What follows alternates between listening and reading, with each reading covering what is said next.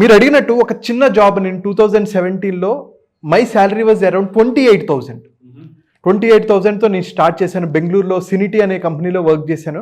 దానికి ముందు నేను ఇన్ఫోసిస్లో 2016లో స్టార్ట్ అయ్యాను. But immediately I move to this company. So 2017 Ugadi తర్వాత ఆల్మోస్ట్ ఈ టైంలోనే నేను స్టార్ట్ చేశాను. ఏప్రిల్ ఆ టైంలో నేను జాబ్లో జాయిన్ అయ్యాను. ఇనీషియల్గా నాకేంటంటే నేను చిన్నప్పటి నుంచి పవర్ ఆఫ్ కాంపౌండింగ్ని గట్టిగా నమ్మా. Okay. I use to read lot of articles. అంటే ఒక చిన్న పెట్టుబడి పెట్టినా సరే ఒక అద్భుతమైన రిజల్ట్స్ వస్తాయి అనేది నేను చిన్నప్పటి నుంచి, అంటే at the age of 19, 20, 21 I use to read అనమాట. ఓకే. తర్వాత ఎప్పుడైతే నాకు జాబ్ వచ్చిందో నేను ఎప్పుడు ఒకటి మైండ్లో పెట్టుకున్నా, నాకు ఎప్పుడైతే జాబ్ వస్తుందో దాంట్లో నేను మ్యాక్సిమం ఎంత సేవ్ చేసుకోగలిగితే అంత సేవ్ చేసుకుంటే అద్భుతంగా ఉంటుంది అనేది నేను నమ్మాను అనమాట.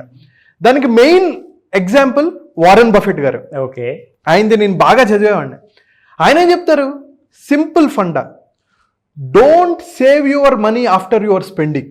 Correct. First save or invest your money. ఎంతైతే ఇన్వెస్ట్ చేయగలవో ఆ మిగిలిన డబ్బులతో నువ్వు స్పెండ్ చేయి.